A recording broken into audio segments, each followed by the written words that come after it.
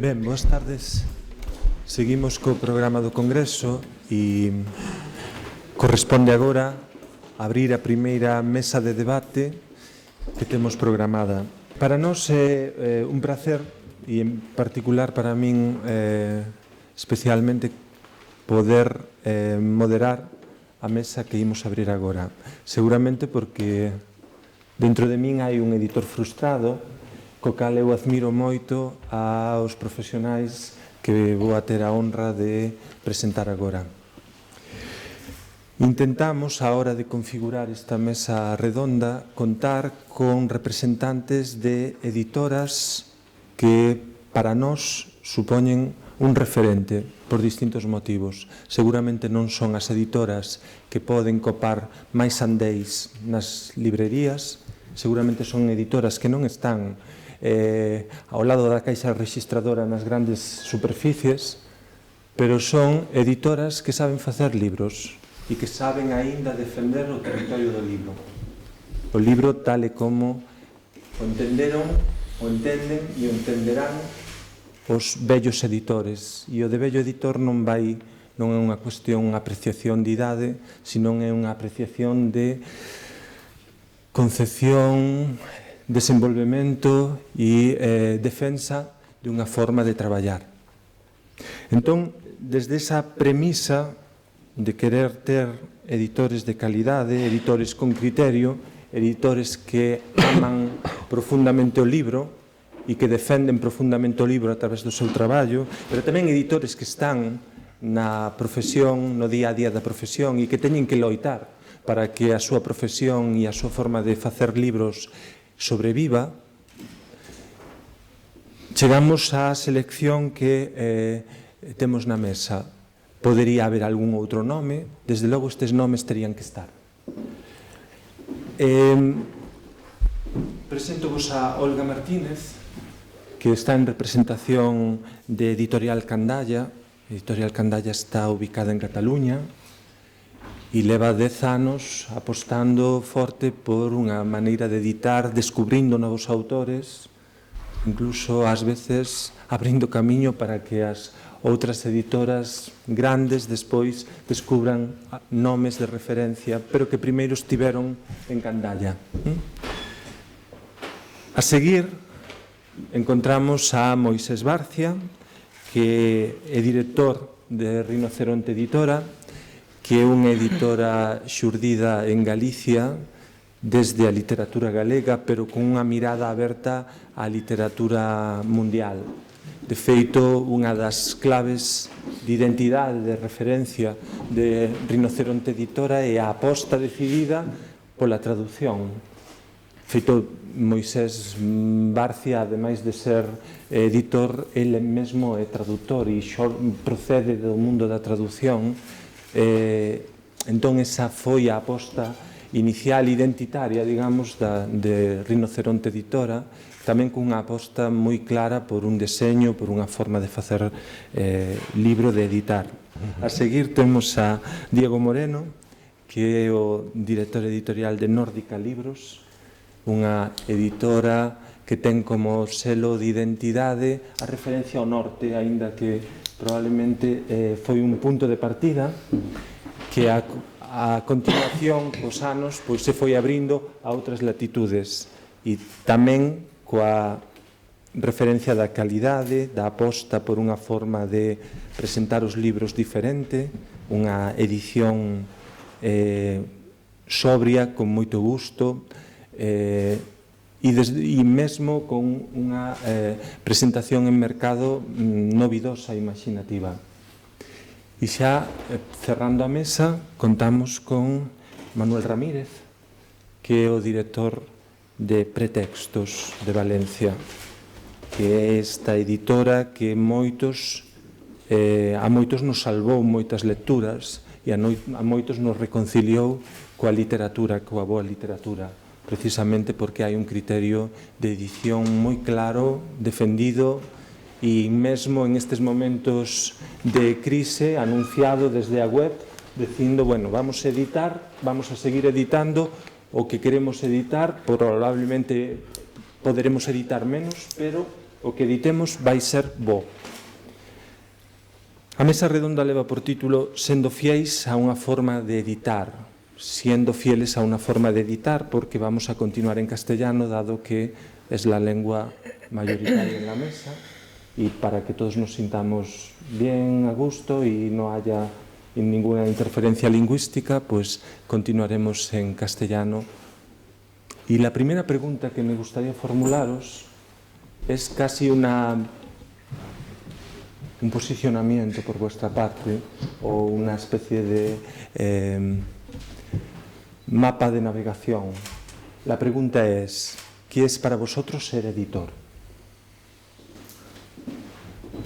Y me gustaría que empezase, pues, Olga, si quieres.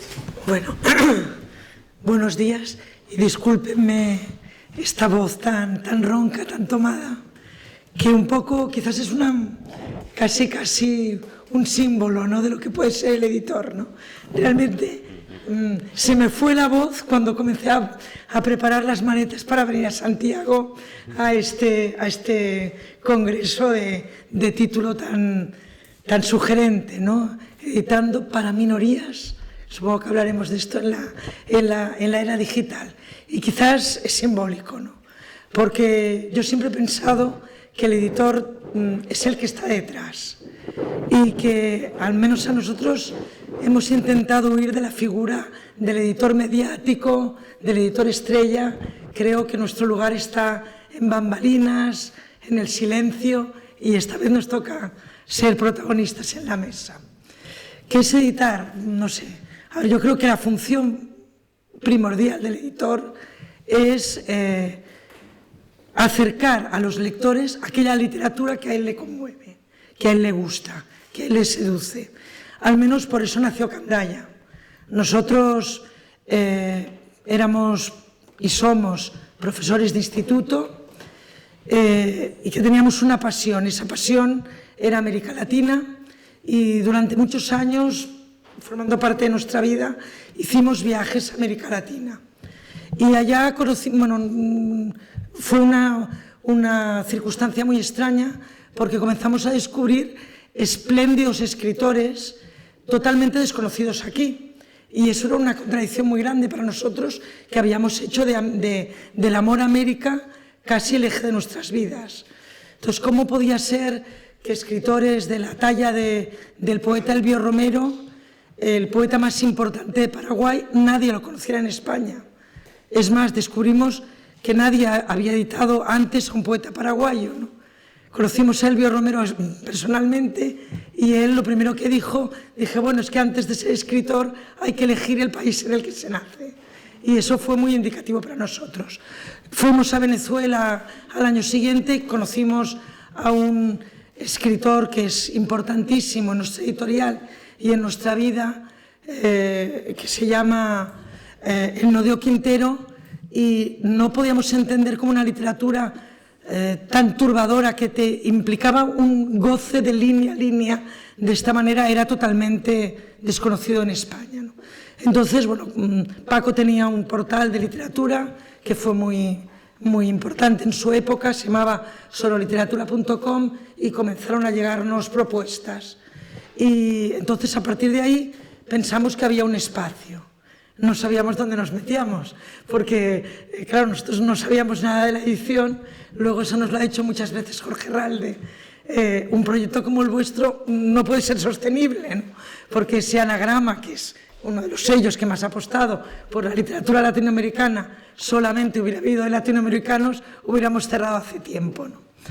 Entonces, bueno, ese fue nuestro proyecto inicial, y ese es el eje de Candaya. Con eso quiero decir que creo que ese es el eje de una editorial: tener algo que aportar a un panorama cultural complejo y en transformación, y algo que de alguna manera contribuya al debate cultural del país. Bueno, no me quiero extender más, pero sí que es cierto que creo que eso es un eje de una editorial: tener un proyecto, un sello diferencial muy claro, eso sí, que no sea dogmático, ¿no? En medio de todo este proceso nos ofrecieron publicar una novela que había dado muchos tumbos por muchas editoriales. Esa novela se llamaba Nocilla Dream. A nosotros nos gustó mucho, la publicamos y fue un extraño fenómeno, ¿no? Porque una editorial pequeña como la nuestra, y más entonces que empezábamos, consiguió pues, crear un libro que fue un verdadero fenómeno en el mundo cultural del país, ¿no? Hasta el punto que vendimos más de 30.000 ejemplares, lo cual es muy difícil para incluso una editorial mediana o grande, ¿no? Y a partir de ahí, otra vía de Candaya ha sido el descubrimiento de nuevas voces. Bueno, otro espacio que hemos ido ocupando, ¿no? Bueno, esas son nuestras señas de identidad y una brecha, que es otra cosa que a nosotros nos gusta especialmente, que es el mundo de la cultura japonesa. Entonces, ¿por qué digo todo esto? Porque creo que estamos en un mundo cambiante y en un mundo de la edición también cambiante. Entonces, si algo caracteriza nuestra época, quizás Pretextos empezó mucho antes que nosotros y quizás está en otra división, no sé, ¿no? Quizás tiene Manuel una manera distinta de ver las cosas, pero si algo somos es una suma de pequeños proyectos, cada uno con sus señas de identidad y que juntos creo que crea un fenómeno editorial interesantísimo, ¿no? O sea, aquello que podía tener quizás, no sé, Anagrama, por ejemplo, para citar un ejemplo que para mí ha sido un modelo, ¿no? En sus inicios, que ella sola ocupaba campos muy distintos, desde el pensamiento político hasta la traducción, hasta la literatura latinoamericana, hasta la nueva apuesta por nuevos valores. En un principio, ella solo podía abarcarlo más o menos todos los campos. Lo que somos nosotros es una suma de proyectos distintos, pero que sumados crean uno de los mejores momentos editoriales del país, ¿no? Y entonces, a partir de ahí, creo que cada editor tiene que tener su proyecto y defenderlo con toda la coherencia que le deje el mercado, que a veces pone muchos impedimentos, ¿no? Pero no caer en la trampa inmediata y fácil. Bueno, ahí queda.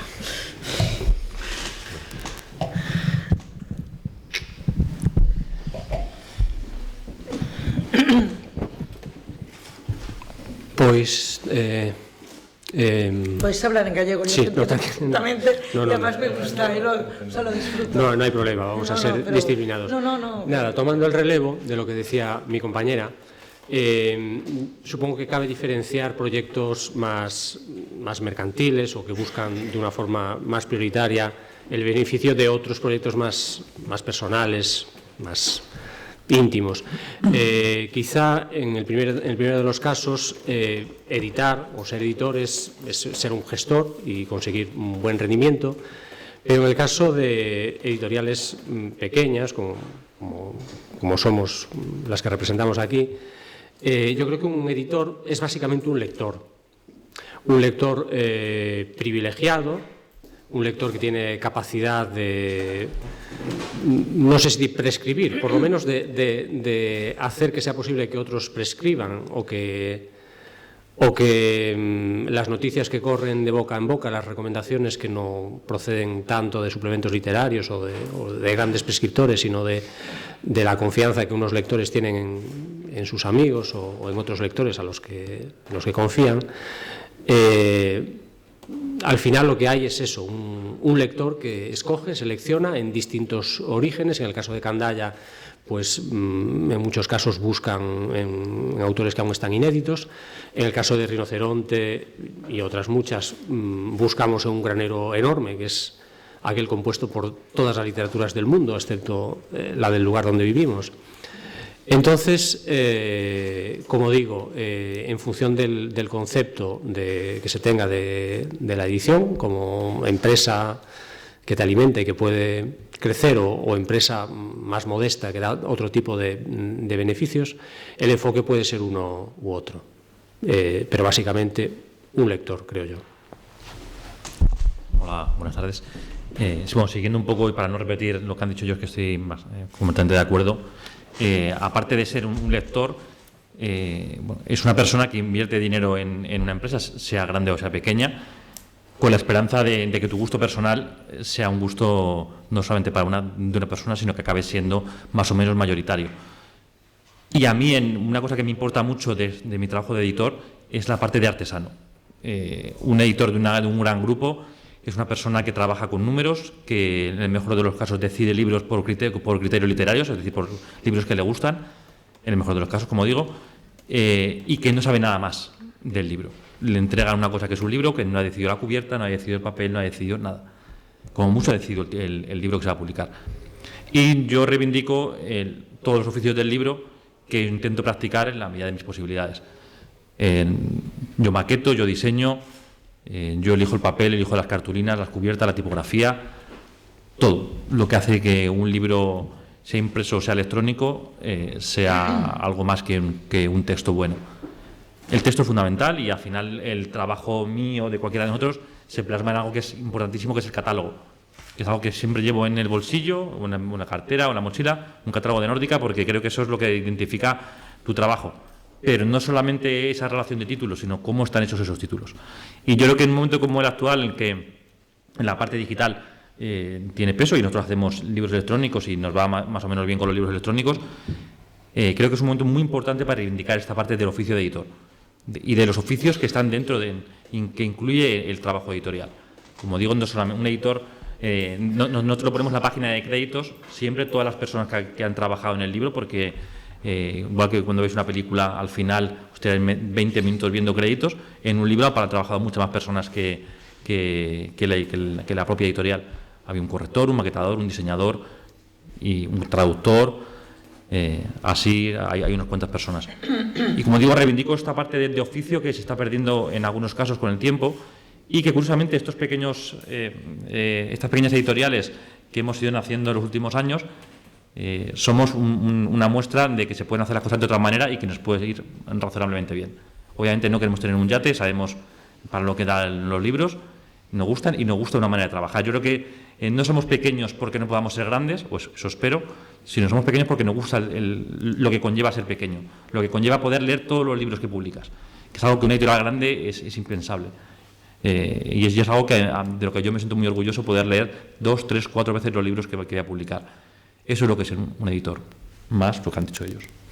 Y ahora aquí el gran editor. No, el gran editor por edad, no por otra cosa. Yo quería en estas jornadas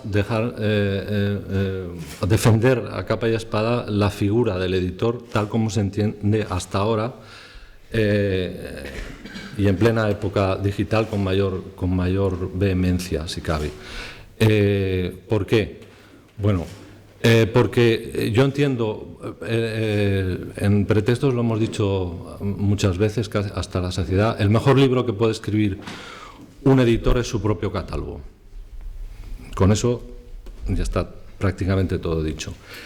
Pero la figura del editor yo la entiendo como aquella que es capaz de fijar un texto en un soporte físico, como es el del papel, con sus errores, con sus erratas, con sus cambios y cosas eso.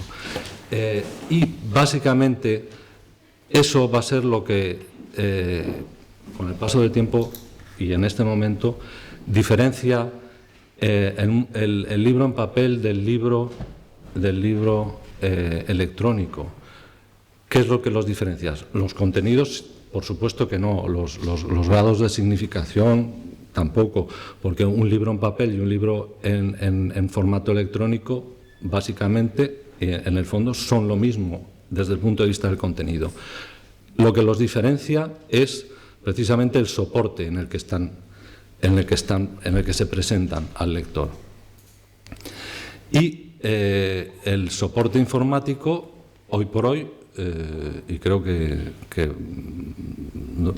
va a perdurar, esto, por el mismo hecho de ser una nueva tecnología, toda nueva tecnología está sujeta a un principio de duda, de sospecha. Porque el lector de un libro electrónico o de un libro en papel es el mismo en la medida en que es un sujeto pasivo, entre comillas. Se limita a leer, ve solo la superficie de lo que se le presenta. Pero detrás de esa superficie hay toda una serie de hay como una especie de espacio submediático, como lo llamaría Boris Groys, un espacio submediático que es lo que se oculta, lo que está detrás de esa presencia superficial, que serían los signos impresos, y que en el caso del libro en papel, llevamos 500 años desde Gutenberg y sabemos más o menos ese espacio a qué se resume, ¿no? A la figura del editor, a la del distribuidor, a la de los medios de comunicación, al almacenamiento, que son las bibliotecas, y entre todos ellos llevamos 500 años en los que ha existido una dirección y una manipulación, incluyendo la censura, lógicamente, de ese medio. ¿Pero qué ocurre con el medio electrónico? El medio electrónico, la primera sospecha es que, primero, se trata de un soporte virtual, en el que esa fijación a la que yo hago referencia del editor en un medio físico desaparece. ¿Quién fija el texto? No hay quien fije el texto. Por no haberlo, ni el editor, ni el propio autor. No hay que olvidar que además ese soporte está en manos de grandes multinacionales que lo controlan técnica y financieramente. Hace unos días en El País venían dos noticias muy interesantes, una enfrentada a la otra. En El País del día 26 de marzo. Las declaraciones de Dan Dennett, un filósofo, que decía, el titular, Internet se vendrá abajo y viviremos oleadas de pánico. Y enfrente, la actual exposición en el Reina Sofía de la artista alemana Darboven, que es una artista que se dedica a exponer toda una serie de objetos físicos que va reuniendo a lo largo de su vida y luego los expone. Es curioso, ¿no? Creo que en definitiva, y para centrarme, o creo yo que habría que centrar un poco el debate en estas dos cuestiones, en que los medios, en el fondo, lo único que permiten, y estoy hablando del editor clásico y del editor electrónico, dos operaciones, el almacenamiento y la transmisión. El editor no es más que un mediador entre el autor y el lector. Lo mismo que... y tiene esas dos funciones, la de almacenar y la de transmitir. El almacenamiento, en el caso del libro electrónico, también supone una primera sospecha, en el sentido de que si del original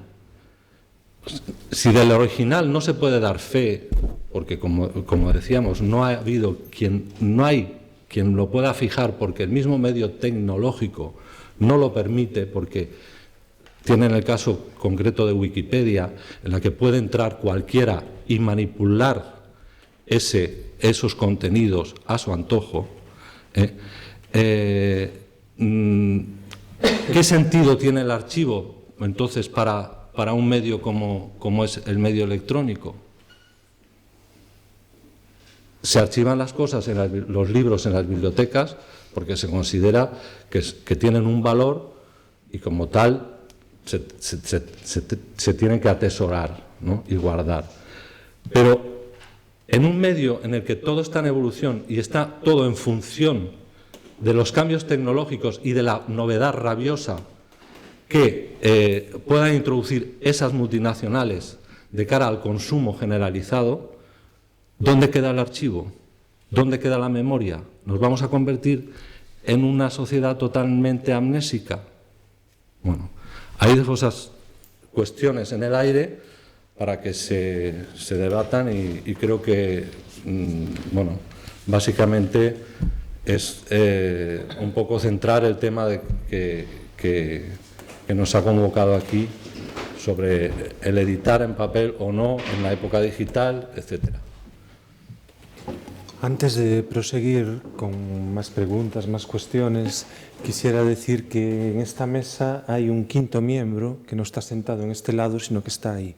Es decir, vosotros formáis parte también de la mesa y nos gustaría que participaseis y que opinaseis en la medida en que van saliendo temas, que se van emitiendo opiniones. Vuestra opinión también puede completar el panorama que aquí se está dibujando o puede suscitar otras preguntas.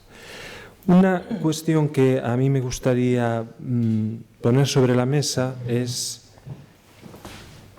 la existencia o la vivencia en este momento de un cierto contraste, una situación de contraste existente entre ser una editorial, pequeño o grande, no importa, pero con un concepto de edición que responde a una forma de entender la edición que, bueno, creo que no tenemos que explicar porque más o menos ha quedado dibujado a partir de vuestras intervenciones. ¿Qué es ser editor? Bueno, es ser un lector, es ser un curador del texto, es ser un apasionado del libro y también un transmisor, un descubridor de autores y de obras.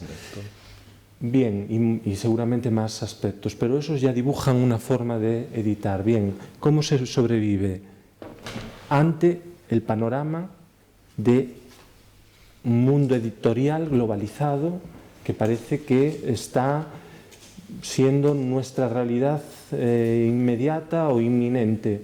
Es decir, cada vez se ve que hay más apuesta por agrupaciones editoriales grandes, que sobrepasan las fronteras incluso de lo que es el Estado, la lengua, la cultura, publican para muchas culturas, por lo tanto, seguramente apuestan por una forma de editar que tiene que prescindir de determinados sellos de identidad, determinadas apuestas particulares. ¿Cómo sobrevive una pequeña editorial a esto? Yo creo que los últimos tiempos han sido muy reveladores, ¿no? O sea, estamos entrando en un momento de gran monopolio editorial, en el libro en español. La unificación Random House, Penguin y la absorción de Alfaguara y Planeta, por otro lado, es crear, bueno, no monopolio, el duopolio del que se habla, ¿no? Dos grandes polos que, bueno, lo comentaba Manuel Rodríguez Rivero el otro día en El País, concentran prácticamente el 80% de los títulos más vendidos. Esto es así. Pero junto a eso hay también ese fenómeno de irrupción de pequeños proyectos, todos ellos muy interesantes, en esta suma que os decía que hace tan rico el panorama cultural. ¿Cómo sobrevivir? Pues de la misma manera que sobreviven otros muchos proyectos en este mundo globalizado, apostando por lo que te gusta. De milagro. Bueno, de milagro, ¿no? A ver, no sé, yo vivo en el Penedés, vivo en una tierra de vinos y he aprendido mucho estos años que he vivido allí. Entonces, allí hay dos grandes monstruos en un pueblo pequeño de 15.000 habitantes, que es Sant Sadurní, que es la Codorniu y la Freixenet. Entonces, ellos se mueven en otro país, en otro territorio. No sé, las cifras son terribles. 134 millones de botellas al año, Freixenet, 34 millones Codorniu. En cambio, hay muchas pequeñas cavas, pequeñas bodegas que hacen un cava y un vino exquisito y sobreviven. ¿Cómo sobreviven? Por la diferenciación, por la calidad, por lo que él comentaba, Diego, antes, que yo estoy absolutamente, plenamente de acuerdo, ¿no? Es vivir todo el proceso, ¿no? Y eso es a lo que no queremos renunciar, sí, ya lo digo, calidad, control de todo el proceso, no sé, son estas bodegas que si hay mucha uva arrancan algunas porque pierde calidad el vino, ¿no? Aunque tenga menos producción. Entonces, nuestro territorio es este. Claro, esto es muy complicado decirlo, ¿no? Porque realmente estamos en un mundo que en muchas cosas es el peor de los mundos posibles, ¿no? En el que hay muchos elementos en contra, ¿no? Uno de ellos, no sé, por ejemplo, lo difícil que nos cuesta a los editores mantener nuestros libros en las librerías. Es una cosa, bueno, que sufrimos todos, ¿no? O sea, ¿por qué? Porque se publica mucho y porque, por ejemplo, últimamente, no sé Diego, no sé Manolo, bueno, no sé, por ejemplo, nosotros hemos notado que algunos grandes sellos, o sea, me voy mucho a lo concreto porque creo que es lo que muchas veces interesa, ¿no? O sea, algunas grandes cadenas de librerías que antes, siendo grandes cadenas, eran librerías de fondo, tenían un buen fondo, últimamente compran mucho menos. Nosotros, por lo general, no sé vosotros, pero nosotros lo hemos notado con Casa del Libro muchísimo, un descenso en las ventas, ¿no? Claro, uno comienza a investigar qué pasa, por qué si no sé, ¿no? Si este libro, yo que sé, está yendo también en todos lados y hemos conseguido en 3 meses un autor nuevo, hemos conseguido agotar la edición y vamos a segunda edición. ¿Por qué? Porque en Casa del Libro nos han comprado 15 libros. ¿Qué ha pasado aquí, no? Entonces uno comienza a hablar y te explican, bueno, es que han perdido muchas ventas y han contratado a un responsable de mercadotecnia con una consigna. Tenemos que reducir el 40% de gastos. Corten por donde sea. Claro, uno sabe que Casa del Libro, detrás está Planeta. No van a cortar por Planeta y por las 36 editoriales del grupo de Planeta. ¿Por quién cortan? Pues por los más pequeños, ¿no? Con eso tienes que combatir, pero también, junto a esto, está pasando ese fenómeno, para mí maravilloso, que es el surgimiento de nuevas librerías, con un nuevo concepto de librería, esas librerías café, esas librerías que... Claro, las ventas ahí no es que sean enormes, pero van sumando y van creando espacios en el que se reivindica esa figura del editor y del librero, tan importante para lo que nosotros somos. Claro, a veces han pasado cosas que a uno le conmueven y que te animan a continuar. En Barcelona han cerrado, que es lo que yo más conozco, pues no sé, una librería centenaria como la Llar del Llibre, la más antigua de nuestras librerías. Pero iban a cerrar otra, Documenta, y ha habido un movimiento ciudadano, un Verkami, para salvarla. Entonces hay una reacción, o sea, y ahí ha participado muchísima gente. Todos hemos puesto nuestra pequeña aportación. ¿Por qué? Porque sabemos que eso era un foco de cultura, de discusión, y eso, pese a la globalización, no queremos perderlo. Entonces, igual que la cava Castelroig, os aconsejo que bebáis este vino, y esta cava de verdad, es que entenderéis lo que es un gran vino, sobrevive en las listas más altas de valoración de vinos, solo con 30.000 botellas al año, no necesita los 140 millones de Codorníu. Creo que nosotros podemos, si sabemos encontrar el espacio para nuestros libros, sobrevivir. Y cada libro para mí es distinto. Lo que nosotros hacemos cuando publicamos un libro, este o cualquier otro, es decir, ¿qué tenemos que hacer para que este libro no muera? Para que este libro sea viable. Y en cada libro pensar una estrategia distinta. Y bueno, más o menos se van defendiendo. Una segunda edición en 3 meses, en los tiempos que corren, no está mal, pues que la novela es muy buena. Bueno, yo creo que también tenemos precisamente este mundo globalizado que nos amenaza, también nos da muchas oportunidades. O sea, precisamente montar editoriales como las nuestras hace 20 años era impensable. Exacto, ¿no? Pues yo trabajo en casa y somos 3 personas y donde llevo mi Mac puedo trabajar. Antes, para una estructura como para lo que publicamos son 25 títulos al año, hubiésemos necesitado una plantilla de 20-30 personas. Hoy por hoy no hace falta, es verdad que eso genera paro, estamos de acuerdo, pero al mismo tiempo es posible. O sea, yo no soy, antes se decía, no sé si Herral decía que para ser editor había que ser catalán y rico. Ahora yo no soy ni catalán ni rico y puedo montar una empresa, y eso antes era completamente impensable. Y el libro electrónico tiene muchos defectos, pero tiene una virtud, y es que me está permitiendo vender en Japón, en Australia, en Estados Unidos, desde mi casa, desde un barrio periférico de Madrid. Y eso me estimula mucho como editor. sea, porque al final lo que queremos como editores, lo que comentaba antes, es que tus libros tengan visibilidad, que la gente los lea. Y para que la gente los pueda leer tienen que estar expuestos, tienen que estar en la mesa de novedades de la Casa del Libro, pero también tienen que estar accesibles en cualquier país del mundo. Y hoy por hoy eso es posible. Nosotros vendemos en América Latina, en todos los países, y vendemos en Estados Unidos. Y somos 3 personas. Y eso también es una de las virtudes que tiene una globalización que en otras cosas es un desastre. ¿Qué tiene de bueno la concentración de la que hablabas al principio? Que como todo pasa en este sistema, deja muchas grietas para colarnos. Y precisamente estas editoriales se están concentrando porque son incapaces de resistir la crisis. Son incapaces, son estructuras decimonónicas para un mundo que ha cambiado por completo.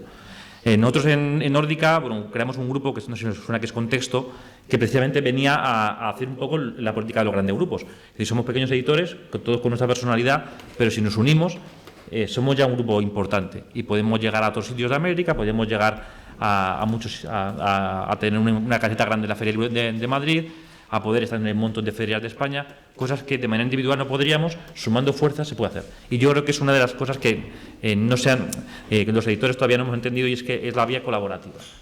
Nosotros, yo que me dedico a viajar parte del tiempo, me dedico a viajar por España viendo librerías, me doy cuenta que uno de los elementos más importantes que tenemos son crear vínculos, crear afectos, que un librero en cualquier parte le guste tus libros. El otro día estuve, por ejemplo, comiendo con el jefe de la Casa del Libro y le comentaba esto que tú comentas, del poco espacio que están dejando a las pequeñas editoriales. Y al final, ellos tienen una política muy clara, y es que quieren que compremos espacio. Ya. Pero al mismo tiempo me dice, ¿sabes lo que estamos vendiendo? El fondo. Claro. Y el Corte Inglés me dijo, ¿sabes lo que estamos vendiendo? El fondo. Y veremos un cambio de nuevo, en poco tiempo, de vuelta al fondo, porque el lector que ha quedado, comentaba con Manolo en la comida, el lector que ha quedado es el lector de fondo. Claro. El lector que se ha ido era el lector ocasional, que iba a Carrefour, compraba salchichas y se compraba un libro, un bestseller.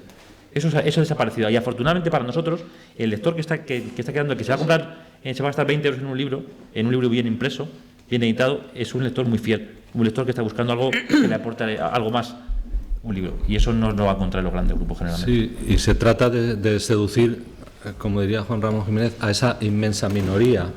Nosotros editamos, al menos Pretextos siempre, eso lo ha tenido muy claro, para una inmensa minoría. Es decir, y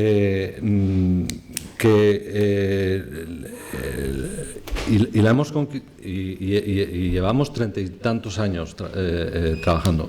Empezamos también hace 30 y tantos años siendo 3 personas, llevando solos las 3 personas la editorial. Ahora somos 6, tampoco somos muchos.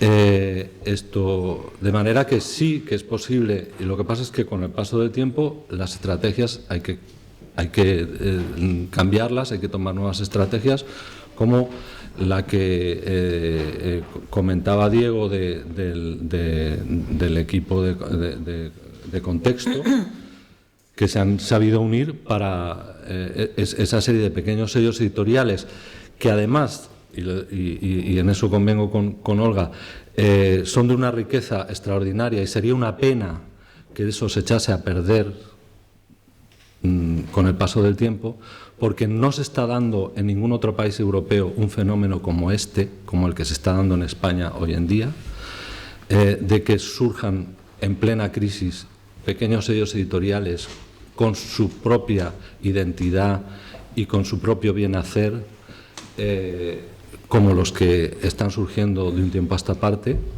Eso es una riqueza que yo creo que se está desestimando, que el propio mercado la está desestimando. Espero que se den cuenta a tiempo y se recupere todo ese esfuerzo y toda esa dedicación.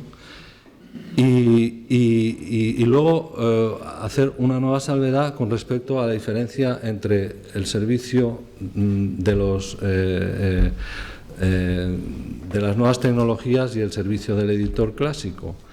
Las nuevas tecnologías lo único que hacen es precisamente eso, dar un servicio a través de la nube, por ejemplo, hasta el punto de que un lector, por muy buen lector que sea, al final del recorrido no va a ser propietario de ninguna biblioteca, sino del servicio. Y si el servicio ese se lo retiran, se va a quedar sin un puñetero libro. Esa es otra de las diferencias. el editor, como los que estamos representados, o los editores como los que estamos representados en esta mesa, somos personas, como ha dicho Moisés, antes que editor, lector. Eso es lo primero. Y luego que nos implicamos en los contenidos. Para nosotros son importantes los contenidos. Para el señor que solo da un servicio a través de un aparato electrónico, lo único que le interesa es el aparato electrónico. Los contenidos le importan un bledo. Eso que nos quede claro. Esa es básicamente la diferencia entre un editor, digamos, por decirlo de alguna manera, literario o independiente, si es que hay alguien independiente en este mundo globalizado, y un editor que basa su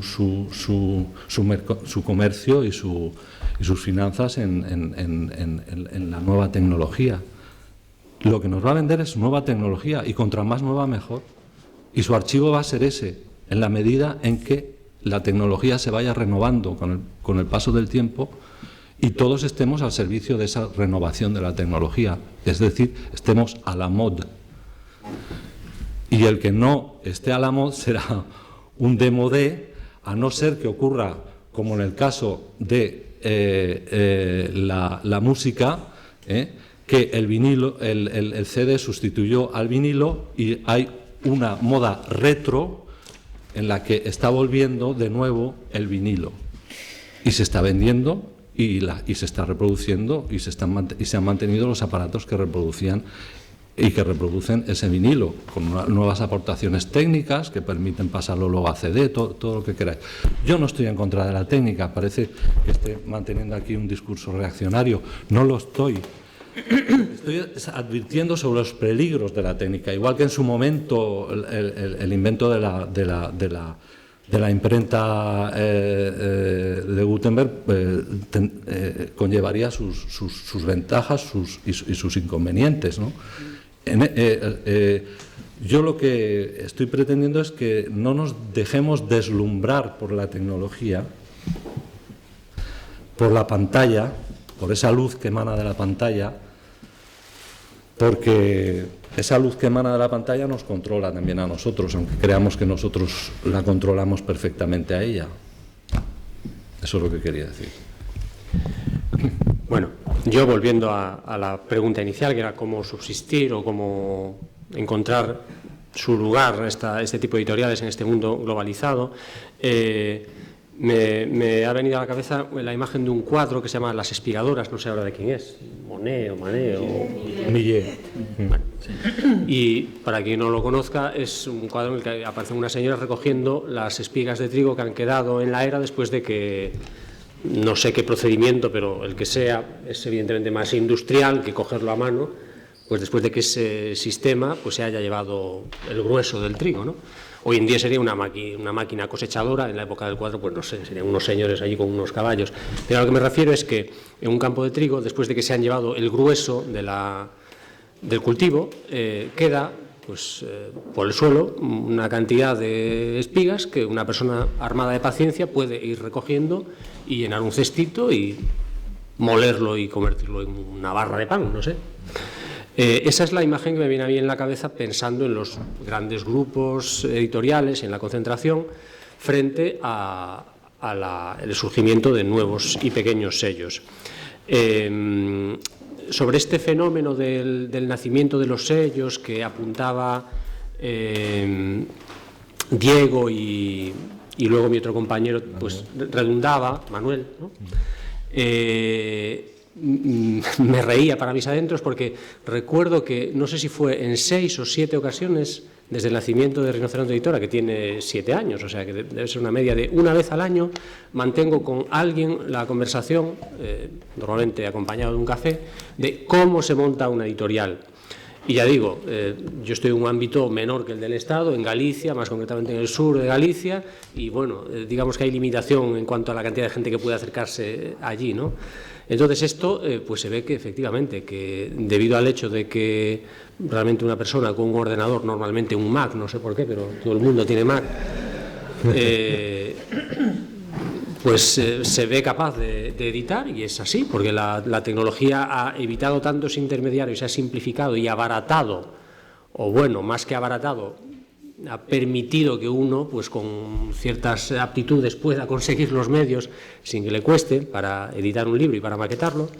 Eso se ha sumado con otro factor de empuje tremendo, que es la falta de oportunidades, que, bueno, hoy en día son terribles, pero para la gente de letras esto ya ha empezado pues de hace, no sé, 8 o 10 años atrás, ¿no? Entonces, eso es la levadura que hace que esta masa medre y, bueno, y bajo mi punto de vista va a ser un viaje de ida y vuelta. Realmente a mí me parece que no es sostenible.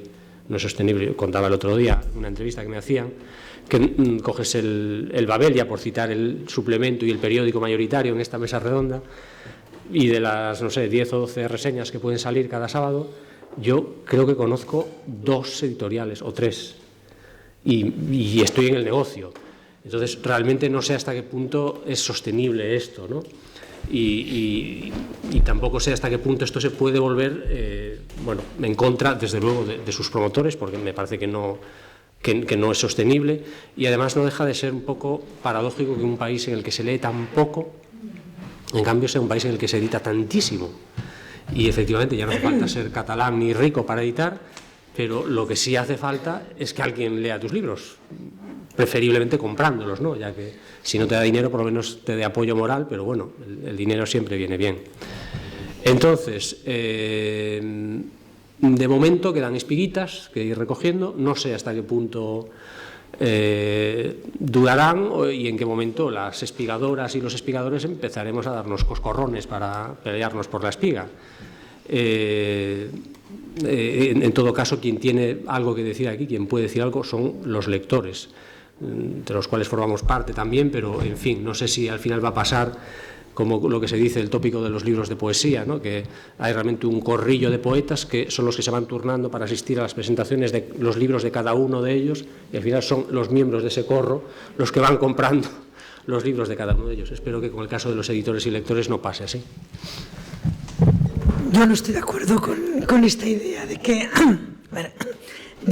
los pequeños editores cogemos los restos que dejan las grandes editoriales. Y en esto estoy absolutamente, difiero. Y bueno, voy a poner un par de ejemplos para que lo veáis, ¿no? Nosotros, bueno, antes he citado el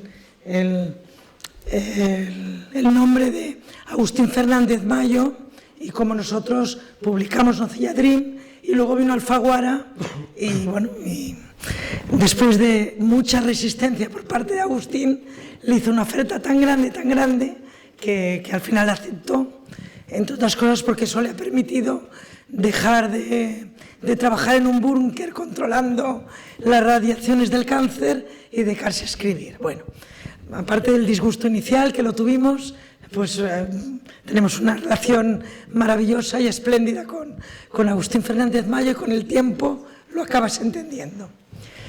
Pero sin embargo, pasó al revés. Uno de nuestros autores más emblemáticos de la editorial es Sergio Cheifek. Sergio Cheifek es un escritor argentino que en Argentina forma parte del canon más exquisito. La frase que se repite en Argentina muchas veces es ni Aira ni Piglia, Sergio Cheifek. Es un escritor que en Argentina publica en Alfaguara. ¿Qué pasa con Sergio Cheifek? Que es un escritor nosotros cuando lo publicamos, y hemos publicado 3 libros de él y ahora publicaremos el 4, sabíamos perfectamente que no iba a ser un libro, que no iba a ser un bestseller de ventas. Eso lo sabíamos perfectamente. Y sabíamos perfectamente que a lo mejor perdíamos dinero con ese libro. Pero nos pareció que era una literatura tan distinta a todo lo que se publicaba aquí, que habría caminos tan importantes, que valía la pena publicar algo que nos gustaba tanto y que pensábamos que iba a ser tan importante para algunos pocos lectores, que lo publicamos. ¿Qué pasó? Sergio Cheifek, poco a poco, aquí se ha convertido en un escritor de culto. ¿Quiere decir que vendemos muchos Cheifek?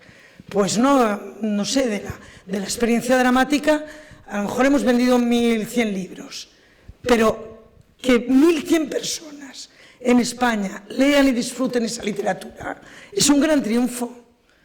¿Y eso qué pasa? ¿Por qué no lo publica Alfaguara aquí? Porque sabe eso, porque sabe que no le sería rentable económicamente.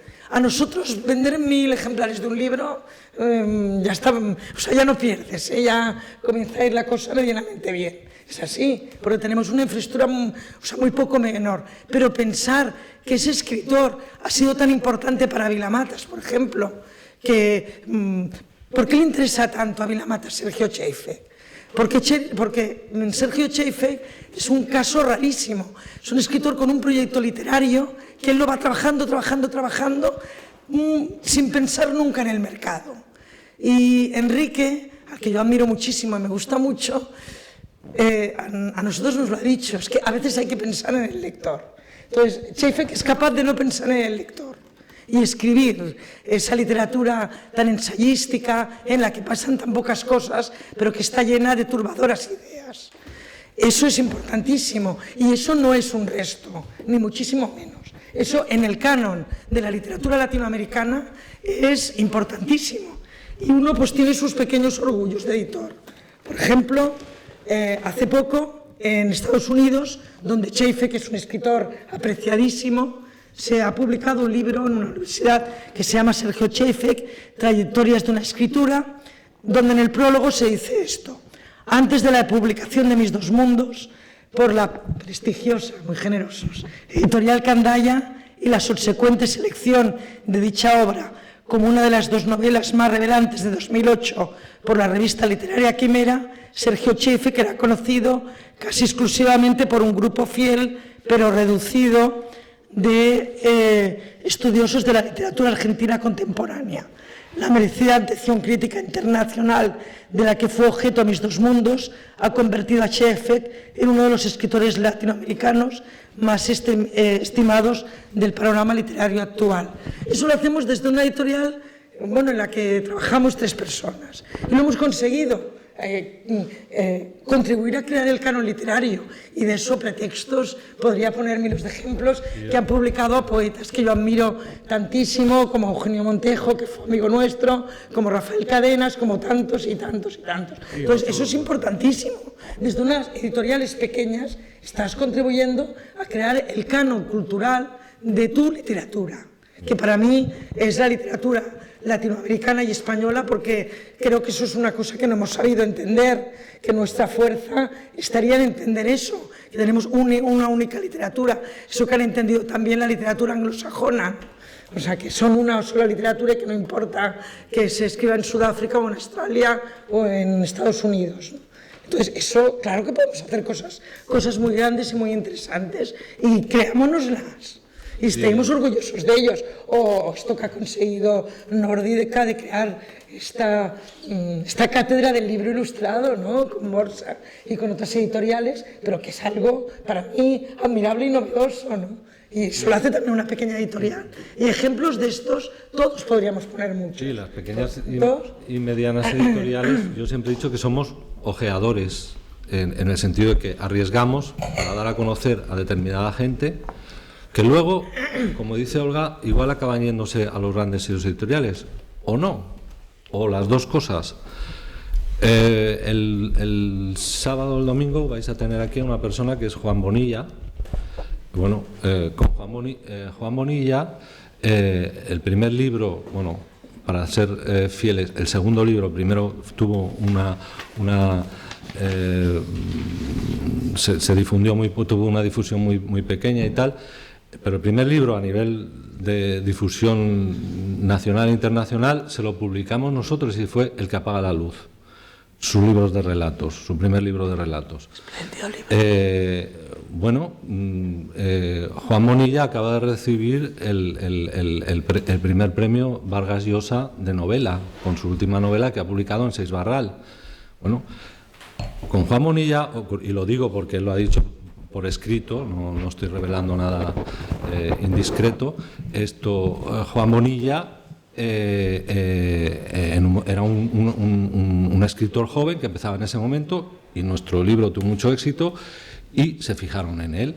Entonces le hicieron una oferta millonaria que Pretextos no podía superar y el propio Juan nos preguntó, bueno, ¿qué os parece que debo hacer? Nosotros le dijimos, lo que tienes que hacer como editor, como escritor joven que te quieres ganar la vida escribiendo, es aceptarlo. Ahora, lo que tienes que saber es que entras en otro orden de cosas.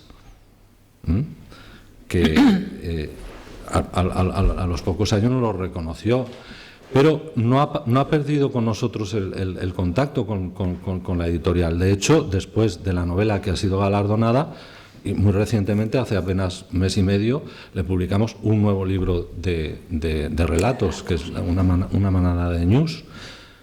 Quiero decir que en alguna ocasión lo he mencionado, los pequeños y medianos sellos editoriales somos la savia de la cultura, en el fondo, porque no funcionamos, la mayoría, a golpe de suplemento literario nacional o internacional, no. Ya he dicho antes, como decía Moisés, que antes que nada somos lectores y publicamos aquellos, como dice mi socio, que no podemos olvidar una vez leído, y que nos gustaría que un público lo más amplio posible pudiese disfrutar de aquello que nosotros no hemos podido olvidar después de leerlo. Básicamente es eso.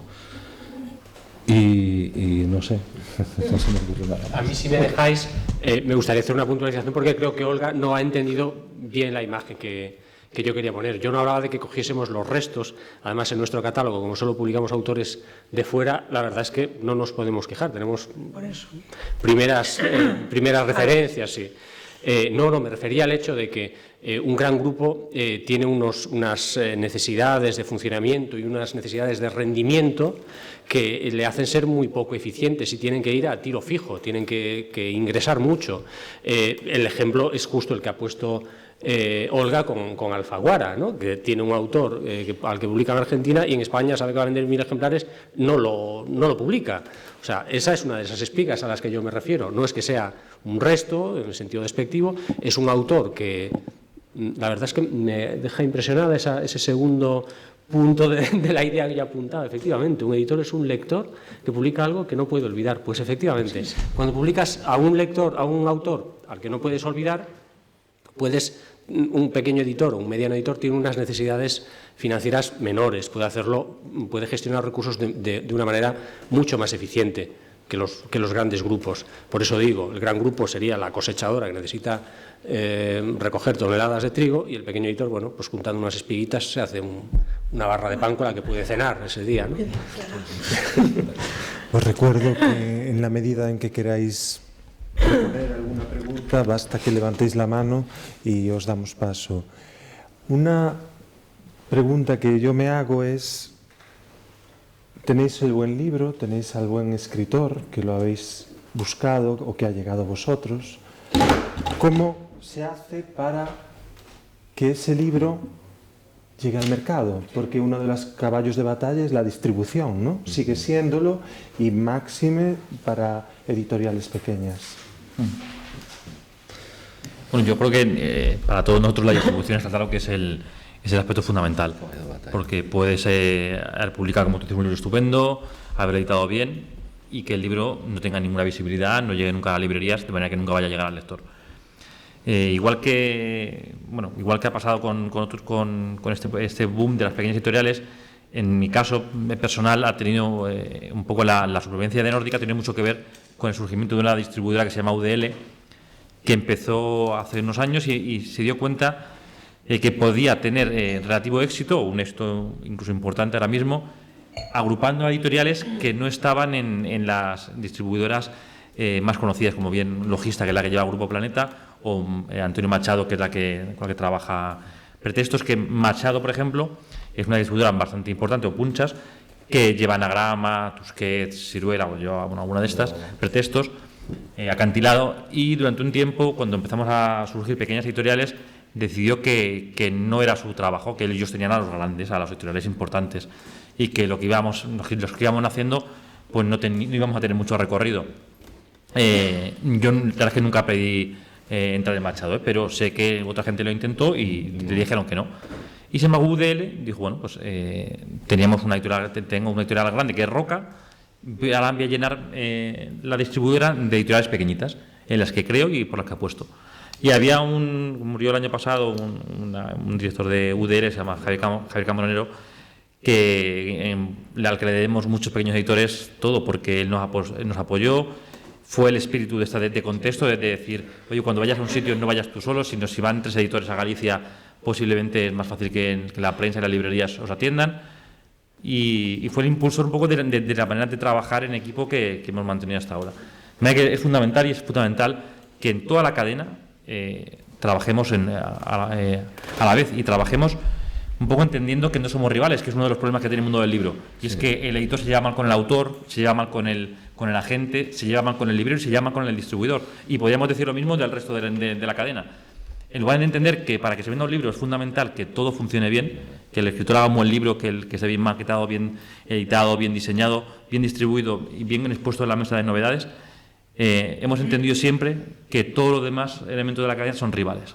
Sí. Y son enemigos y quieren otra cosa. Y yo creo que eso es algo que poco a poco hemos ido cambiando y yo creo que es que gracias a las distribuidoras que han entendido ese lenguaje, algunos de los que estamos aquí hemos podido sobrevivir. Sí, yo creo que es la gran asignatura pendiente del mundo del libro en España, la distribución, porque a la crisis económica se ha sumado a una crisis de logística o de distribución previa. Y no ha habido así como sí que está habiendo una renovación del mundo editorial a través de estas jóvenes editores y editoras, en el mundo de la distribución, yo creo que UDL ha tenido esa visión en un momento complicado, porque ya se había dejado pasar mucho tiempo con esa crisis a cuestas, y esa crisis venía provocada precisamente o viciada, esa forma de trabajar viciada venía provocada por los grandes sellos editoriales, qué duda cabe. Es decir, en un país en el que los índices de lectura siguen siendo bajísimos, pero hace décadas, o una década o dos, eran mucho más bajos, ¿cómo se entiende que en el ranking anual de novedades fuésemos el segundo o el tercero en Europa? 60.000, 70.000 títulos anuales. ¿Cómo se entiende eso? Se entiende porque el mundo del libro tiene una cosa que si en una pequeña editorial un libro te funciona durante un año bien, superas el ejercicio de ese año con creces. En una gran editorial necesita 3, 4, 5 títulos que le funcionen y que le funcionen bien. En un país con un bajo índice de lecturas, ¿cómo hay que organizar el mercado para que se produzca eso? Pues a base de novedad rabiosa, editar mucho, y dentro de todo eso que se edita habrá 4, 5, 10 títulos que pegarán durante esa temporada. Y a otra cosa mariposa, quiero decir, cuando se haya acabado eso, al año siguiente... Y el sistema perverso que la gente que no estáis en el mundo del libro no sabéis, es que los libros es uno de los pocos artículos que se puede devolver siempre. Pero tiene otro elemento a nuestro favor, y es que en cuanto llega a la librería se liquida. O sea, sin que se haya vendido, en cuanto está a la mesa de novedades, el distribuidor te va a pagar el libro a 120 días, pero te lo va a pagar.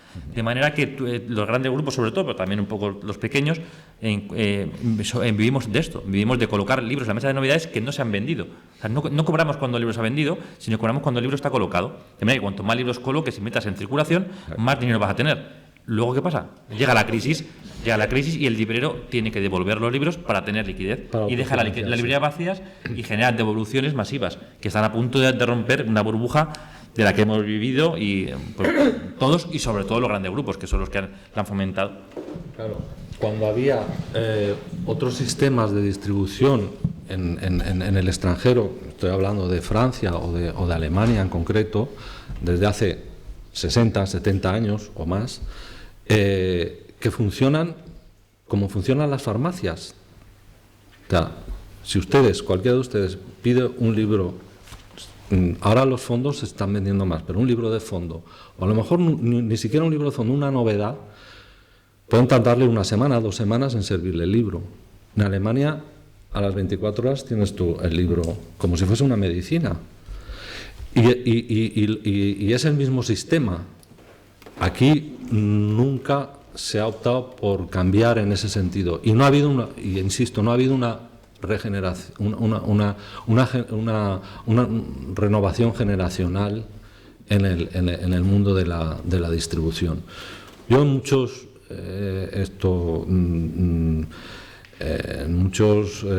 cursos de edición en los que he participado, al final les he dicho a los alumnos, digo, ¿por qué no pensáis en convertiros en buenos distribuidores?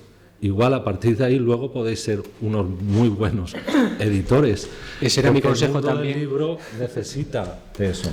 Ese era mi consejo en muchas de estas conversaciones a las que me refería antes, de gente que me venía a preguntar cómo se montaba una editorial. Al principio, bueno, animaba a todo el mundo, sí, venga, les explicaba lo poco que sabía, pero a los últimos ya les decía, mira, esto se está inflando una burbuja que no lleva a ningún lado, y si realmente te gusta el mundo del libro y de la edición, donde hay cantera y donde hay espacio para mejorar, es en la distribución. Puntualizando también lo que... Este sí que es grande. Sí. Eso sí que cuesta dinero. Sí, efectivamente, el coste es grande, pero bueno, hay formas de financiar y la unión hace la fuerza. Y al respecto del sistema perverso al que te referías, de que colocas el libro y te lo pagan a 120 o a los que sean días, y que cuando el librero necesita dinero, pues devuelve libros y ya está, no sé cómo será en Madrid. Aquí el librero, pues si tienen 100 libros expuestos y pagados, si los devuelve, la distribuidora no le da el dinero de esos 100 libros, le da un bono 100 libros, para que le vuelva a pillar otros 100. No, aquí se da el dinero.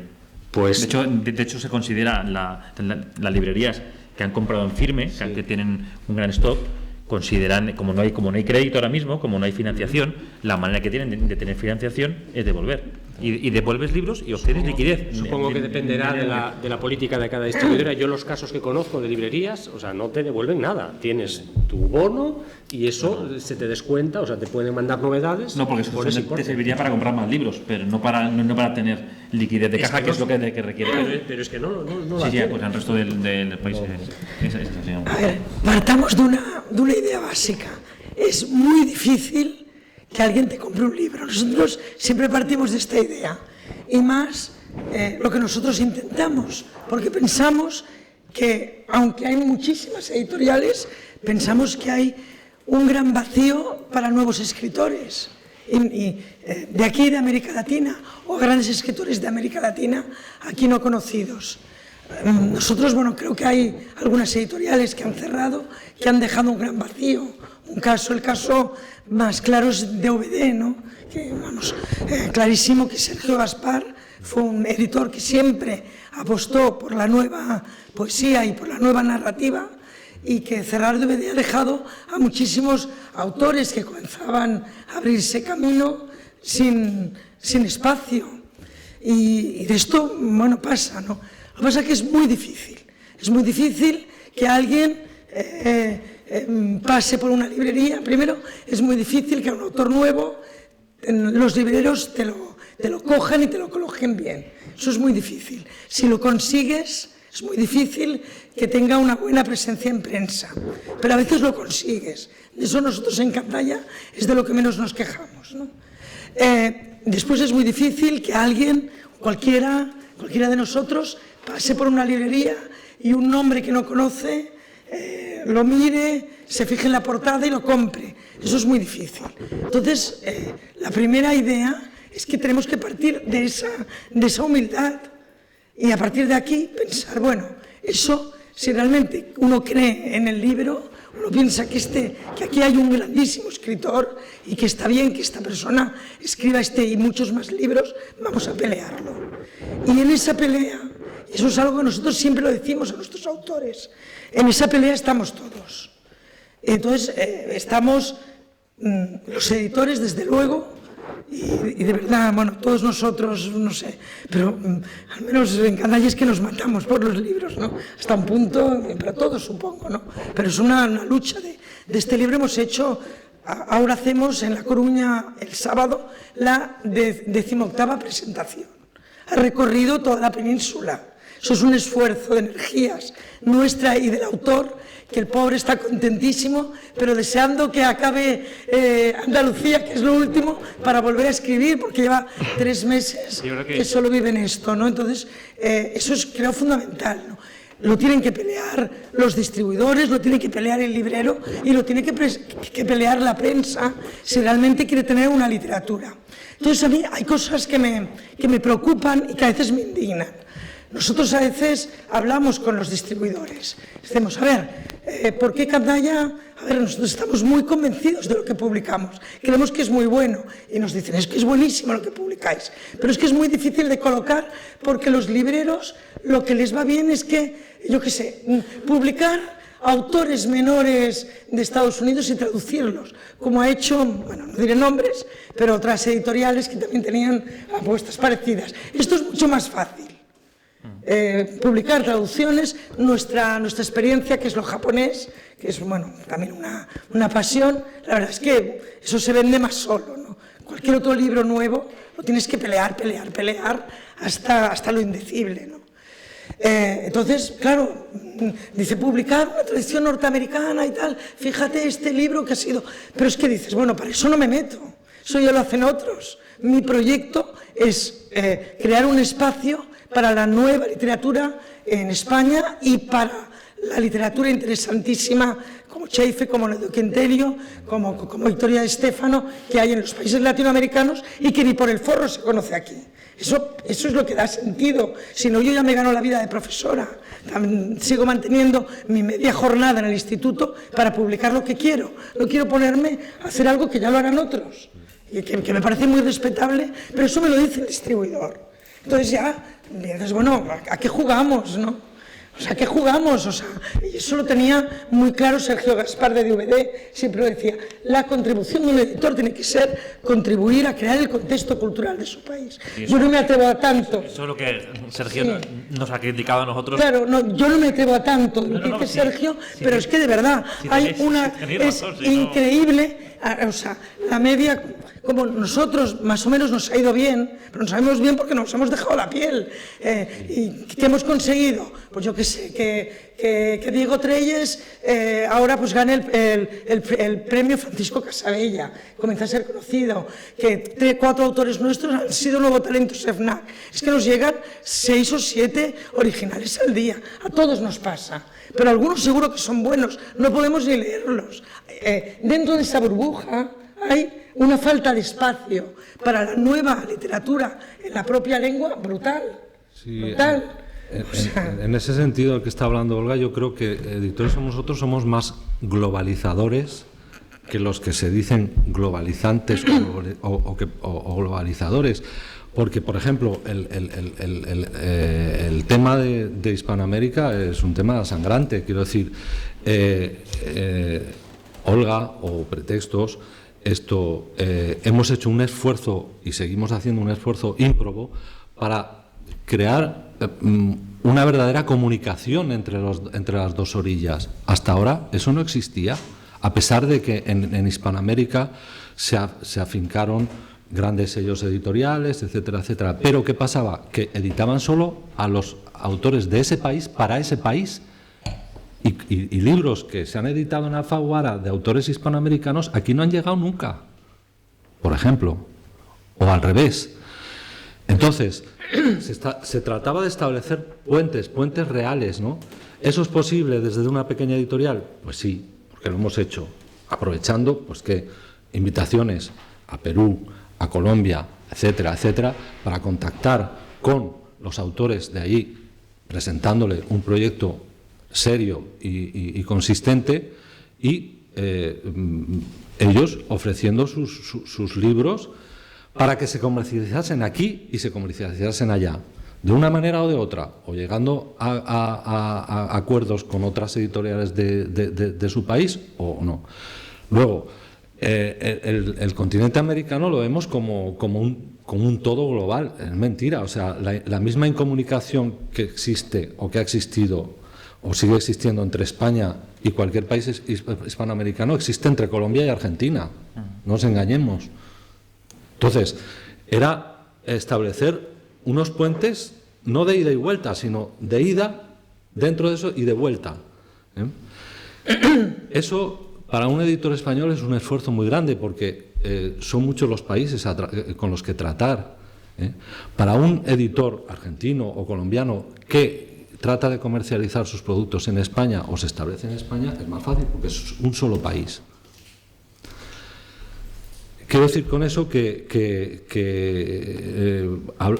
si hablamos de globalización, pues que hablemos de globalización en el sentido estricto de la palabra, no en el sentido Y yo creo que, bueno, explicar mi admiración pública por pretextos, sobre todo, porque Apple, bueno, no sé, o sea, hay países especialmente malditos en Latinoamérica. Nosotros tenemos Paraguay o Venezuela. Venezuela, y bueno, y Manolo lo sabe mejor que yo, tiene, yo creo que la mejor poesía latinoamericana está allá. O sea, pocos poetas hay de la categoría de Eugenio Montijo o de Rafael Cadenas o de los dos que va a publicar ahora, Pretextos, Igor Barreto y Yolanda Pantin, o María Auxiliadora Álvarez, que hemos publicado nosotros, o el gran Pepe Barroeta. Pero es que, claro, publicar esos autores, eso sí que es un acto, digamos, de contribución cultural, porque sabes que vas a tener muchísimas dificultades allí y aquí, por problemas de moneda, de papel, de desconocimiento, ¿no? Y poco a poco hemos abierto una brecha, y eso lo que te enriquece es lo importante que es allí esas cosas. Yo sé lo importante que es Pretextos en Venezuela y la admiración que despierta allá, y él supongo que sabe lo de Candaya, ¿no? Porque hay un reconocimiento de un país con una literatura riquísima y olvidada. Entonces, allí hay algo que hacer. Allí hay algo que hacer, allí hay un espacio, entonces ya es hora que rompamos prejuicios, ¿no? Un prejuicio que te dicen a veces: es que a mí no me interesa la literatura latinoamericana porque a mí no me interesa, porque a mí no, bueno, porque el realismo mágico ya pasó, por favor, ¿qué tiene que ver un escritor como Schaeffer, que es más austriaco que el realismo mágico, ¿no? Entonces, esas apuestas culturales creo que dan sentido a la edición. Ahora, a partir de aquí, intenta que también sea solvente. Además, estamos viviendo en ese sentido de una serie de mitos, por ejemplo, lo del boom latinoamericano. Eso fue un invento francés, no fue un invento español. Se tuvo que publicar primero en Francia y luego Carmen Balcells comprar los derechos porque había funcionado bien allí. Pero el boom latinoamericano se gesta y se gestiona en Francia, no en España. Esas cosas hay que aclararlas porque estamos funcionando con una serie de prejuicios y de mitos que no se corresponden con la realidad. Otra cuestión que me gustaría sacar, creo que ya está un poco implícita porque habéis apuntado a ello, pero sé que apostáis mucho de una forma diferente, seguramente porque es así necesario, por la promoción. Es decir, buscáis una promoción diferenciada. ¿Cómo se consigue? No es la palabra rivalizar, poner vuestro producto promocional desde equipos pequeños. Habláis de 3 personas, 6 personas. ¿Cómo conseguís dar la campanada, si me permitís la expresión, pues con un vídeo que de pronto estáis distribuyendo por YouTube o con una degustación de quesos? ¿Cómo se hace? Bueno, en mi caso, sobre todo se hace creando vínculos. Yo creo que el mayor éxito de los años que llevamos es haber conseguido seducir a libreros y a críticos. Es cierto que la prescripción por parte de la crítica cada vez es menos importante a la hora de generar ventas, pero así sigue siendo importante como imagen de la marca, que es al final un poco lo que todos queremos conseguir en una editorial, es crear una marca que te permita publicar a cualquier autor y que la gente lo vaya a comprar. Es algo que, como digo, es importantísimo, no tanto en el mundo anglosajón, pero sí en España. Y eso es, en la medida que no tenemos, yo no tengo una partida de presupuesto en ninguno de los libros para promoción, ni un euro. ¿Y cómo lo hago? Pues visitando librerías, dedicando, digamos, un tercio del tiempo del trabajo de la editorial lo dedico a viajar y dedico a visitar al librero, a recomendar el libro al librero, visitando a la prensa y recomendarles el libro a la prensa. Y como soy yo directamente, no tenemos un departamento de prensa, un departamento comercial, sino que soy Diego Moreno, el que habla con El País, con El Mundo, con la ABC, con cualquier periódico y el que va a todas las librerías de España, pues al final, en años, se defiende tu criterio. Saben que si lo defiendes un libro con pasión es porque crees en él. Y eso ha funcionado. Y eso nos permite salir en el Babelia o en cualquier otro periódico con una frecuencia muy superior a lo que nuestra estructura tiene. Y estar en cualquier librería de España en la mesa de novedades o en el escaparate con una presencia mucho mayor a lo que Nórdica es en realidad. Y eso se hace con trabajo y sobre todo creyendo en tu proyecto. Si crees en tu proyecto y te dedicas a sembrar y a intentar ir... Yo siempre llevo una bolsa con catálogos y con libros. Siempre. Lo he visto en la comida, vamos, y siempre voy regalando libros. Porque creo que confío en mis libros, me gustan mis libros y creo que a la gente le van a gustar. Y creo que es algo que muchos editores no hacen y me lo dicen los libreros. A un editor que regala libros, es raro. Pues yo regalo muchos libros, muchos. Y me parece importante porque es la manera de hacer que en esos 90.000 novedades que hay al año, el librero y el crítico se fijen en ti. Ojalá se fijasen solamente porque conocen al autor o porque quieren descubrir a un autor, pero muchas veces no es así. Si no lo leen, no van a poder recomendar tu libro. Yo creo que eso que ha dicho Diego de que hay que creerse aquello que estás haciendo es fundamental. El editor que no se cree lo que hace, pues difícilmente va a poder vender su producto. Es como el que cuenta una película que le ha gustado o no le ha gustado. Si le ha gustado, consigue seducir al otro contándosela, sin reventarle el final, claro, pero contándosela. Y por lo que dice con respecto a la difusión de regalar libros, bueno, en Valencia, que es una iniciativa que desgraciadamente se ha interrumpido en estos últimos tiempos, hubo una iniciativa por parte de un grupo de 2 o 3 arquitectos que era revalorizar zonas urbanas haciendo lo que ellos dieron en llamar desayunos con viandantes. Desayuno con viandantes consistía en que ellos como arquitectos elegían una zona o una construcción emblemática de la ciudad que estaba abandonada o medio abandonada para reivindicarla como un hito arquitectónico o urbanístico, y entonces convocaban ahí a la gente para desayunar una mañana y bueno, y en principio consistía, y la gente llevaba el desayuno, sus pasteles, sus termos con café, con chocolate, con eso, y ellos ponían las mesas y se desplegaba ahí un desayuno y la gente departía y hablaba y tal. Dentro, ya digo, siempre de un marco especial. Uno de esos marcos fue los jardines de Monforte en Valencia, que es unos jardines románticos muy bonitos, muy agradables. Y como a pretexto nos gustó la iniciativa, dimos en ese día dedicarlo a la poesía. Y entonces les mandamos a los organizadores varias cajas de libros de poesía, sobre todo de autores jóvenes. Y ellos mismos colgaron en la Rosaleda y todo eso los libros y estuvieron por ahí, y cada uno cogió sus libros, y al final fue muy interesante porque acabó como el final de Fahrenheit 451. Cada uno había cogido su libro y iba deambulando por los jardines leyéndole al amigo o a quien fuese su poema o el poema del libro que había escogido. Otro tanto hicimos con motivo del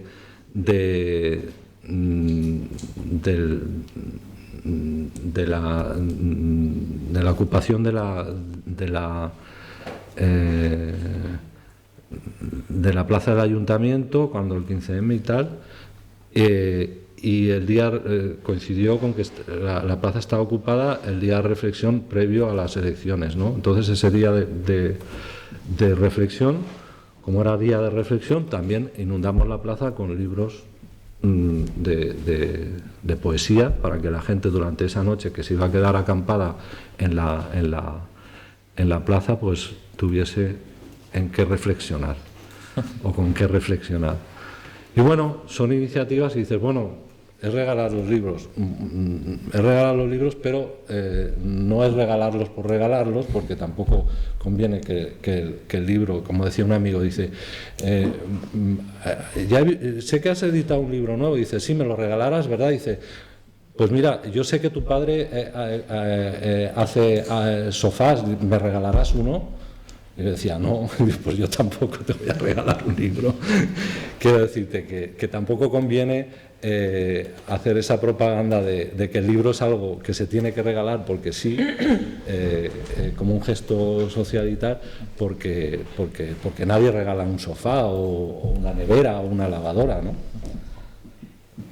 O sea, los libros cuestan de hacer, pero eso no quita que tú puedas plantearte una campaña de promoción que no se quede solamente en eso, en mera propaganda, sino para que la gente lo pueda disfrutar, como estos dos casos que he puesto como ejemplo, ¿no? Yo con lo de la promoción, al comparar nuestro caso con el de otras editoriales, bueno, más o menos próximas o similares, me doy cuenta de la limitación que supone tener autores únicamente extranjeros. Normalmente viven en sitios muy remotos, o aunque no sea tan remotos, no es viable traerlos, ¿no? Y me di cuenta de que la gran diferencia, por ejemplo, cuando se hace la presentación de un libro de Rinoceronte y pues un libro, no sé, de Xerais o Galaxia, es que en el acto de la competencia está el autor o la autora, que si además son guapetones, pues garantizan un lleno, ¿no? En el caso de Rinoceronte, como mucho, pues llevar al traductor o, bueno, pues a alguien que esté relacionado con la obra de forma más o menos indirecta, pero hemos comprobado que realmente es un hándicap no tener al autor, y en nuestro caso es prácticamente imposible tenerlo.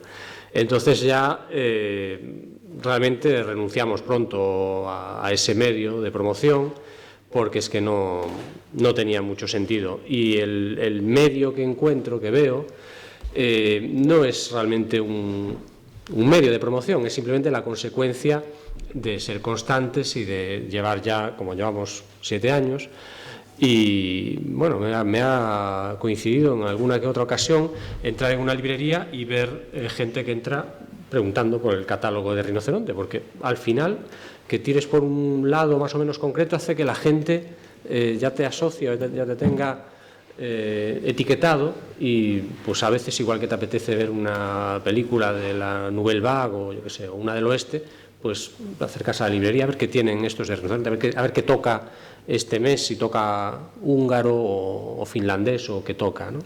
Y después, otra cosa también relacionada con la promoción es que en alguna que otra ocasión me ha coincidido de estar en alguna de estas ferias, Culturgal, bueno, ferias que se hacen de promoción de la cultura, con stands, casetas y tal, y normalmente Rinoceronte pone stands siempre en estos saraos, y yo estoy alguna vez, o más bien cuando voy a relevar a otros compañeros o empleados que están allí, que se van a comer o van a dar un paseo, y claro, me ha coincidido también ver que se acercaba alguien por allí a curiosear por un libro y preguntaba, oye, ¿esto qué?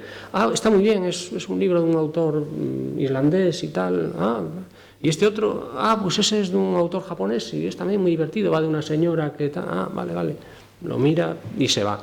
Y al hacerme yo cargo, no es que considere que tenga especiales dotes comerciales, pero como al igual que Diego, ahora ya menos, pero en el pasado realmente controlaba todo el proceso, incluido la gestión de los derechos, que daría para una novela bastante nutrida. Claro, pues me surgen anécdotas, entonces pues está aquí pues con este libro y tal, oye, este libro, Ese libro, pues mira que nos ha costado, porque la autora es una borde de cuidado. ¿Qué me dices? Sí, la tía nos pedía no sé cuánto. Vaya, y al final, no, pues estamos aquí, vaya, pues me lo voy a llevar. Y este otro, y empiezo a contar anécdotas o simplemente, en el caso de que sea un libro que me haya gustado especialmente, bueno, creo que se le nota, ¿no? Al igual que Olga, que habla con mucha pasión de todo lo que edita.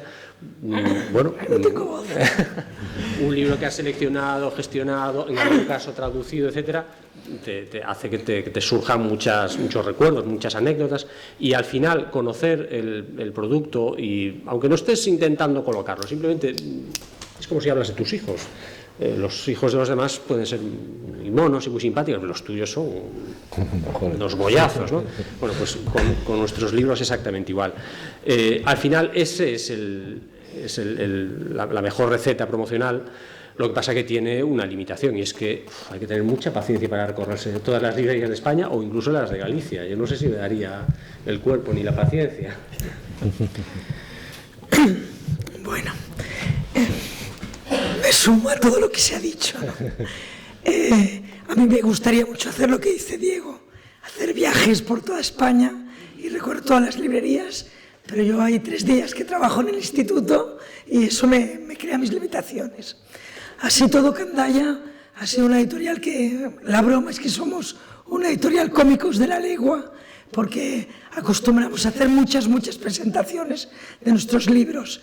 Esto a veces es bastante ruinoso, pero poco a poco te vas abriendo zonas amigas, por así decirlo, zonas cómplices.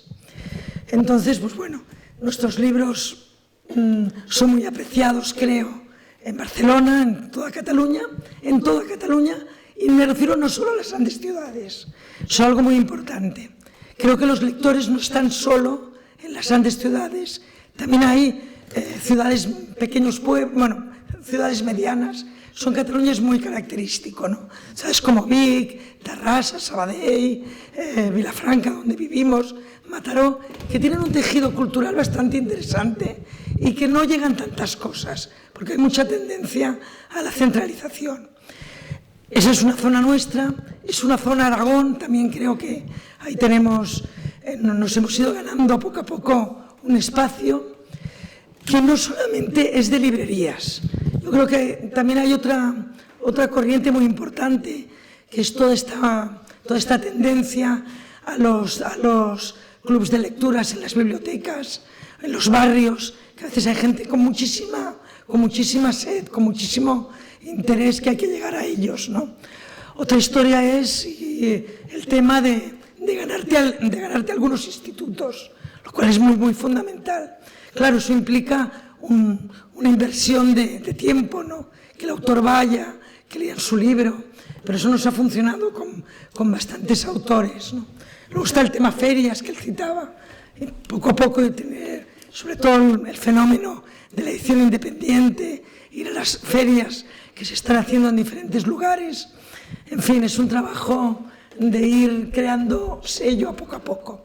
Y luego algo que aquí no se ha dicho y que yo creo que es fundamental, las redes sociales.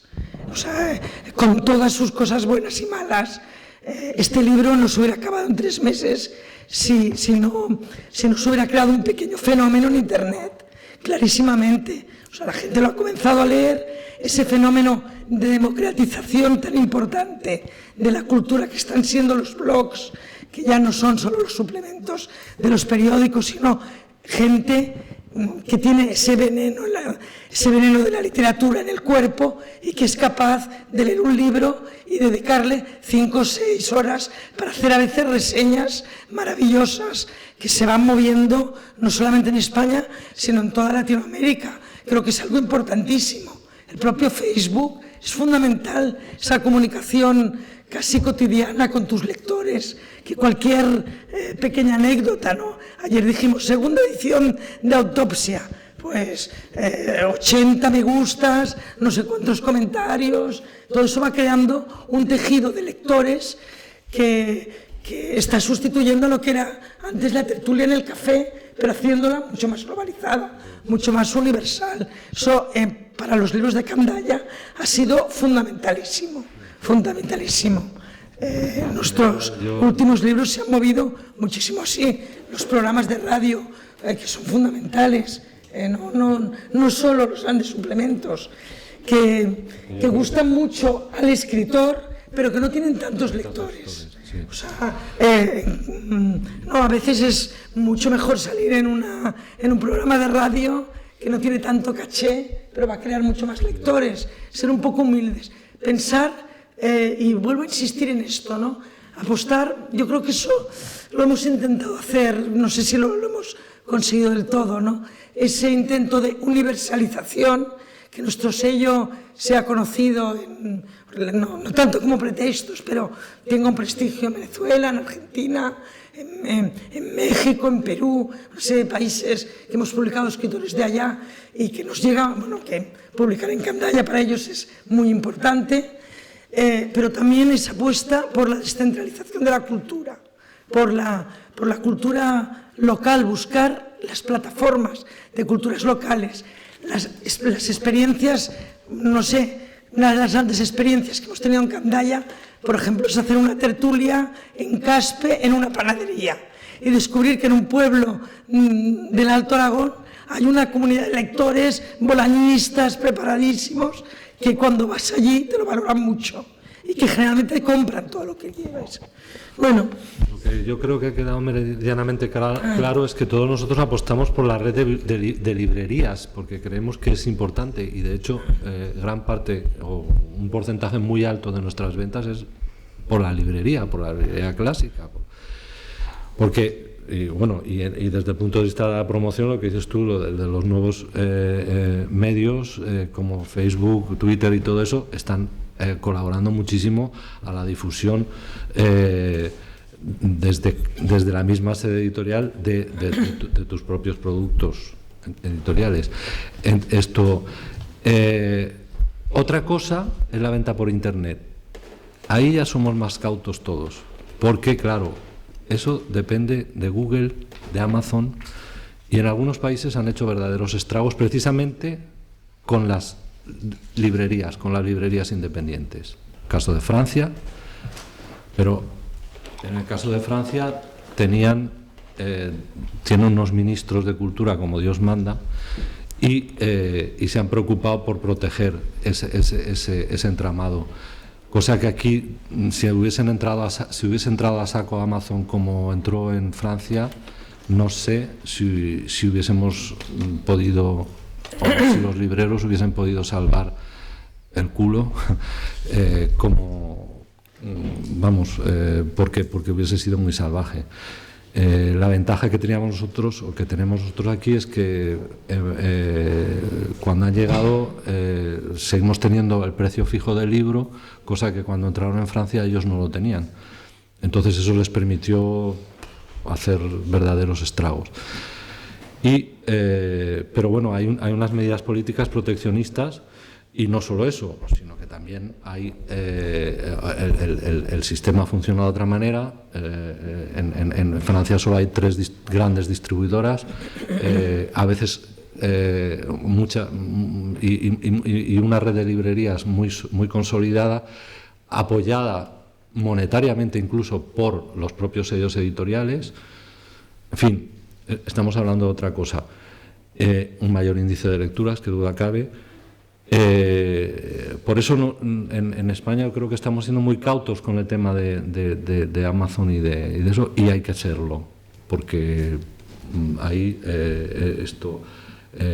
echar al cubo de la basura la red de librerías, por muy mal que lo estén pasando en estos momentos debido a la crisis, sería un craso error. Se quedan muchas preguntas sobre la mesa y habría muchos más temas de los que hablar, pero ya estamos en el final de la mesa. En todo caso, estamos en el primer día del Congreso, con lo cual esperamos tener ocasión de seguir dialogando sobre estos y más puntos. Olga, Moisés, Diego, Manuel, muchas gracias. Y él.